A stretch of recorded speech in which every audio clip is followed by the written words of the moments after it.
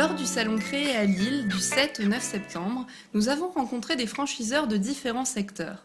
Nous vous proposons de découvrir les secteurs de la traduction avec la franchise A4 Traduction, des pièces automobiles avec la franchise Pièces Auto, du bâtiment et de l'écologie avec l'enseigne de fenêtres Lorénov et du secteur de la restauration à thème avec la franchise L'Île aux Pirates.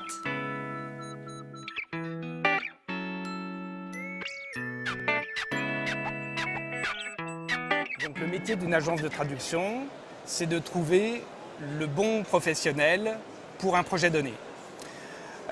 Autrement dit, lorsqu'on a un projet de traduction, au lieu de chercher un traducteur français, anglais pour du juridique, on va regarder en détail la nature du projet en question et choisir en fonction de ce projet-là. On a un positionnement, en termes d'entreprise, on est une entreprise moyenne, mais sur un petit marché. En termes de prix, on est dans les prix du marché.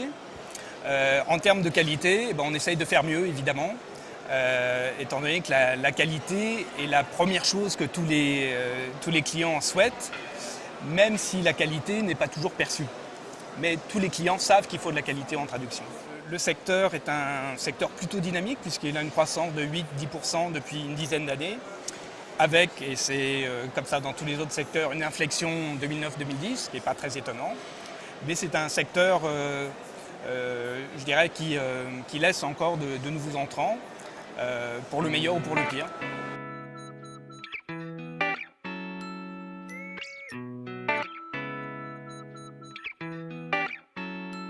Pièces Auto est un commerçant de proximité qui a ouvert ses portes aux particuliers pour lui vendre la pièce technique de consommation. C'est-à-dire qu'il lui vend tout le consommable que nous trouvons sur une automobile. Pour exemple, le freinage, l'échappement, l'amortisseur.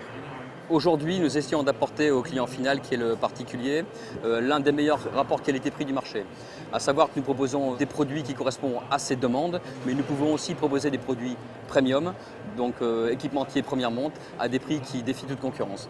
Tout le temps que les véhicules rouleront avec ou sans moteur thermique, on vendra toujours de la pièce de consommation, on vendra toujours du pneumatique, on vendra toujours du freinage. S'il y a des moteurs thermiques, de l'échappement, s'il y a des moteurs électriques, on vendra toujours des composants électriques, alternateurs ou alternato-démarreurs.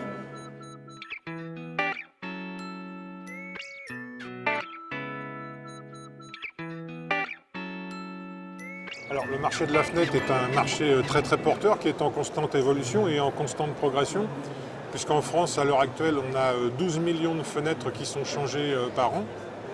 C'est un marché qui est extrêmement porteur, puisque c'est un marché qui rejoint l'isolation de la maison, avec de la défiscalisation, avec de la TVA réduite.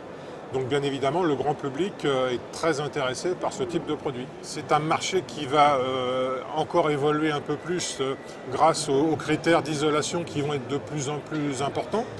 Les normes d'isolation des maisons vont être de plus en plus importantes. Donc par conséquent, les fenêtres vont être également isolantes de plus en plus. Le marché est en constante évolution depuis 15 ans. On pense que vis-à-vis des économies d'énergie et vis-à-vis de ce type de défiscalisation, le marché va encore se décupler dans les années qui viennent.